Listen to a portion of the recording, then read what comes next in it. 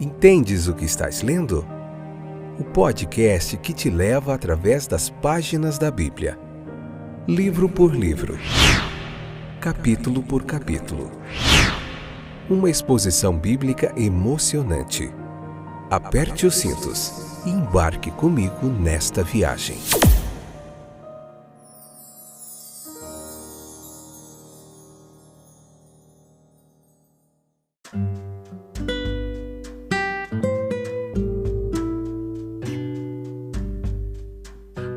Estou de volta! Eu sou o Fábio e este é mais um episódio do podcast Entendes o que estás lendo.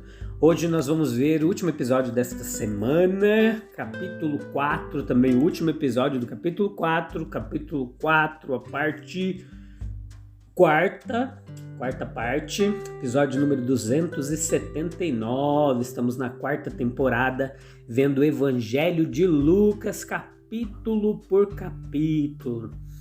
Tudo bem com vocês? Alegria tê-los de volta para nós juntos aprendermos da Palavra de Deus. Tem sido uma jornada simplesmente fantástica de aprendizado, de conhecimento. Então vem para cá conosco, convida mais gente, leia o capítulo 4 com calma, em oração, depois vem para cá ouvir a nossa explanação, nossa pregação expositiva do texto para você compreender um pouquinho mais toda a teologia, toda a história, geografia, todo o contexto aqui e trazer para os dias de hoje, para os nossos dias também, tirar aprendizados, lições preciosas da Palavra de Deus e importantíssimas para a nossa vida, né? Então, hoje nós vamos falar sobre as obras do nosso Senhor ali na cidade de Cafarnaum, depois em Nazaré, quando ele volta ali, a sua pregação. Então é isso, vamos lá. Nazaré não sabia o dia da sua visita e tinha feito o possível para se livrar de Jesus. Você vê isso no capítulo 4, versículo 31 ao 34.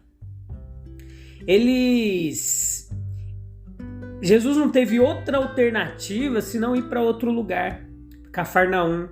Lá, aquela cidade litorânea ali, perto do lago da Galileia, por onde costumavam passar as caravanas orientais. E ali foi escolhido por ele como a sede mais adequada para seu ministério galileu. Então ele desce do alto, onde ficava Nazaré, lá em cima, para esse lugar ali mais marítimo ali. E ali ele começou a sua missão ali. Então, qual que é o caráter da pregação de Jesus? O que nós aprendemos aqui com a pregação dele? Nesses versículos 31 e 32. Entrando nas sinagogas no sábado, ele ensinava com autoridade e com muito sucesso. O seu ensino era um grande contraste com o dos escribas ali. A menos que pudessem sustentar seus pontos de vista por algum grande nome, eles não tinham certeza sobre as suas doutrinas, sobre o que eles pregavam. Foi um uso prodigioso de comentaristas ao qual eles se entregaram, mas Jesus ele veio e pregou o que ele mesmo sabia como uma questão de certeza. Havia uma franqueza e certeza em suas declarações que impressionou a todos os ouvintes dele. E certamente é nessa linha que os pregadores ainda encontrarão o caminho da segurança. Veja que o que pregamos deve ser experiência própria, deve ser algo que nós vivenciamos com Cristo e não somente sobre o que ouvimos falar. Então, as verdades da nossa própria vida espiritual é que vai fazer sentido para os nossos ouvintes. E essa pregação de certezas, ela teve o seu devido efeito ali. A palavra chegou ao coração dos ouvintes. Eles nunca tinham ouvido a verdade apresentada tão claramente, de forma tão clara antes. E assim eles ficaram perdidos em admiração e espanto com o Mestre. Como salmista, Davi, nós devemos reunir os homens ao nosso redor para contar-lhes o que Deus fez por nossas almas. Como ele disse, da abundância do coração fala a boca. Então o nosso Senhor ele demonstrou seu poder sobre os demônios e sobre os homens, versículos 33 e 37. Nós vemos, na sinagoga havia um homem desafortunado, um infeliz ali, possuído pelo que é chamado de um espírito imundo, e a humanidade do homem tornou-se escrava do demônio. Veja que ele usou a voz do homem para expressar os seus pensamentos profanos e reduziu aquele pobre sujeito a uma completa miséria. Então, nós vemos aqui que a presença do Santo Salvador, ele despertou os temores naquele demônio.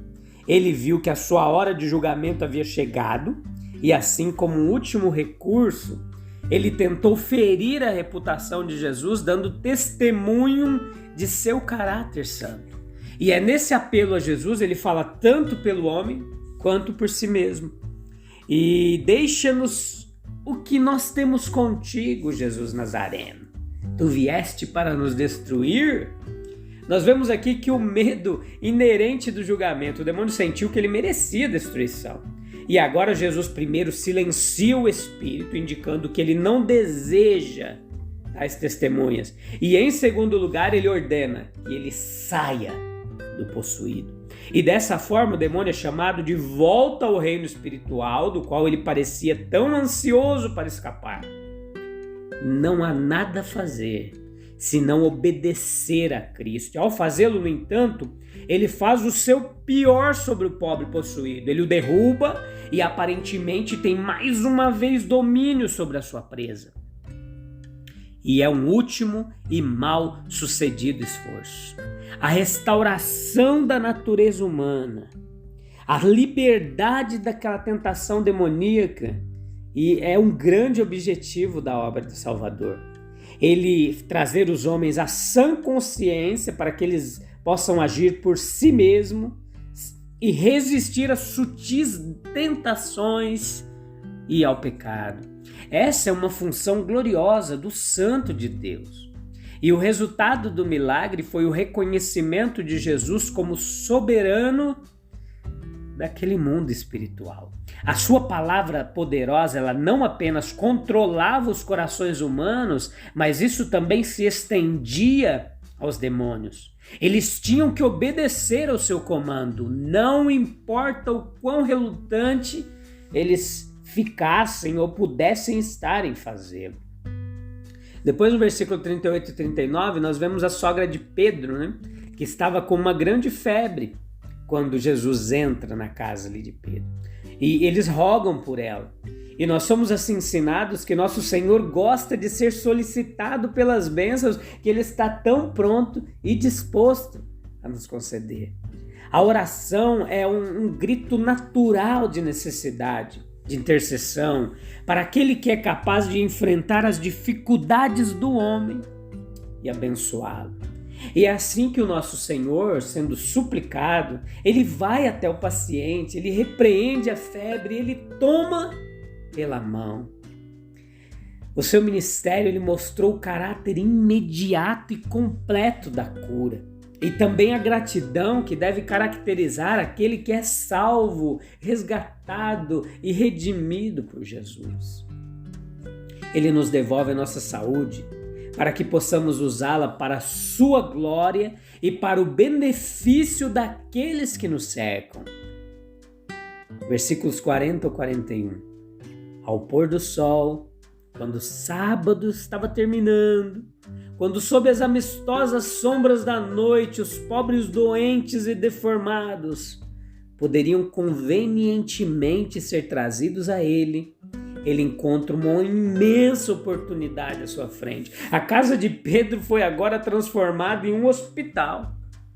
Os possuídos também são trazidos a ele, os demônios adotam o mesmo plano que o já notado. Eles começam a testemunhar sua messianidade e filiação. E essa massa de humanidade sofredora ele toma em suas mãos e com uma certeza infalível começa a curá-los a todos. Ele realiza a cura, colocando sua mão terna em cada um e transmitindo através do contato a bênção necessária. Foi realmente uma noite para ser lembrada, por todos esses filhos e filhas de aflição que Jesus curou com amor. Quanto aos demônios, por outro lado, eles não recebem nada dele além de repreensão.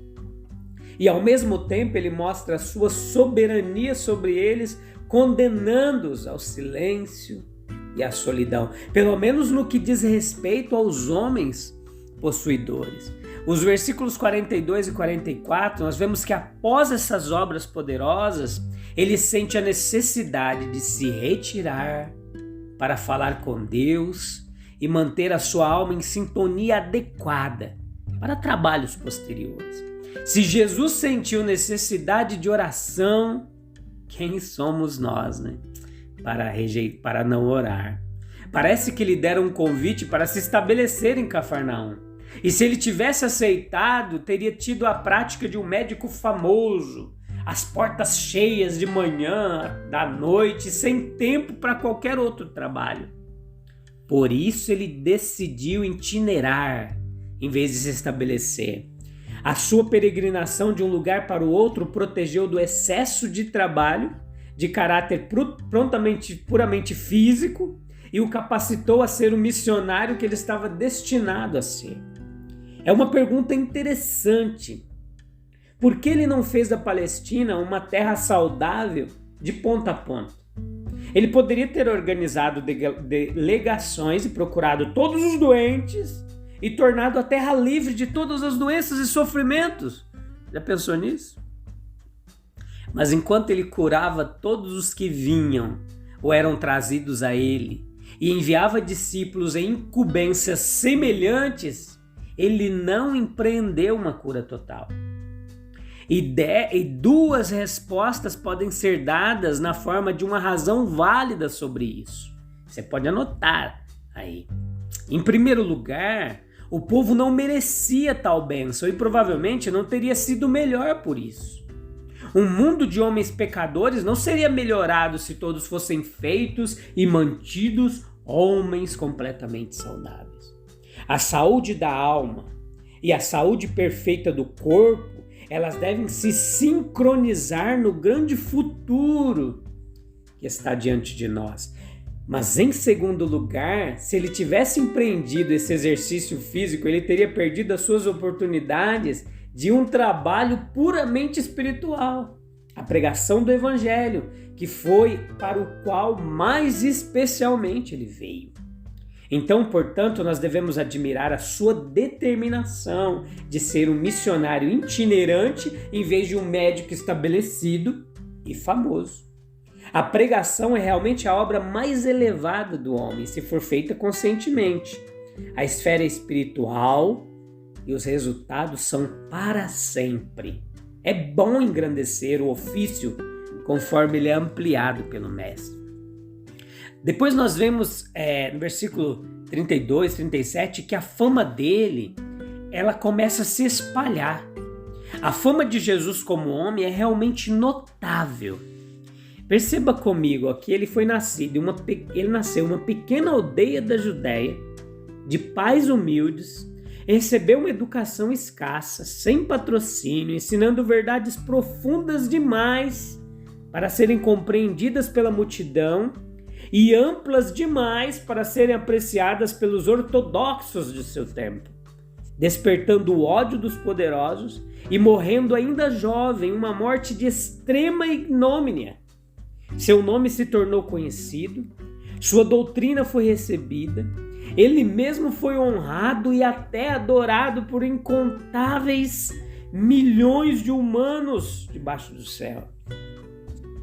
Essa é uma fama de primeira grandeza. Há muitos poucos nomes debaixo do céu dados entre os homens que possam aspirar ou estar no mesmo nível terreno da fama humana de Jesus. Jesus Cristo, ele evitou a fama em vez de buscá-la. Vários textos nos dizem isso. Jesus os advertiu severamente, dizendo: vede que ninguém o saiba. Ajuntaram-se grandes multidões para ouvir e ser curado, e ele retirou-se para o deserto. Ele parecia ter ficado envergonhado por sua fama, ao invés de agradecido. E seu trabalho parece ter sido prejudicado ao invés de ajudado por ela. É óbvio que, como seu grande e elevado propósito estava longe das esperanças superficiais e mundanas do povo, a popularidade ou a fama não iriam avançar, mas sim retardar o trabalho que ele tinha em mãos para fazer. Então não vale a pena nenhum homem se preocupar seriamente com sua fama. Buscar e lutar por uma reputação honrosa é o que todo homem, né? A maioria deles pelo menos, busca. A sua família, a sua igreja, o seu mestre, mas nenhum homem precisa se preocupar muito com a aquisição de fama. Ele impôs as mãos sobre cada um deles. Veja que fantástico essa expressão, porque o toque daquela mão divina, ela comunicava saúde ao corpo e ao mesmo tempo esperança e alegria ao coração. Não era absolutamente necessário que ele os tocasse. Ele poderia falar apenas a palavra e o paciente seria curado, mas ele preferiu fazê-lo. Ele levou um contato íntimo e amoroso com aqueles que ele estava curando. Nós também, à nossa maneira, nós somos curadores segundo Cristo. Nós aspiramos a percorrer nossa vida, dispensando saúde e felicidade aos que estão doentes e tristes de alma. Se falharmos em parte em fazer isso, será porque nós não entramos em contato suficientemente próximo com aqueles a quem estamos nos esforçando para abençoar. Nós devemos aprender a ser como nosso Senhor e impor as nossas mãos sobre cada um deles. Então nós estaremos mais propensos a curá-los pelo toque curador. Beleza? A gente se encontra no próximo episódio. Semana que vem estou de volta. Nós vamos trabalhar no capítulo 5 de Lucas. Eu aguardo você e a gente se encontra lá. Fique com Deus, até breve. Deus abençoe, tchau, tchau.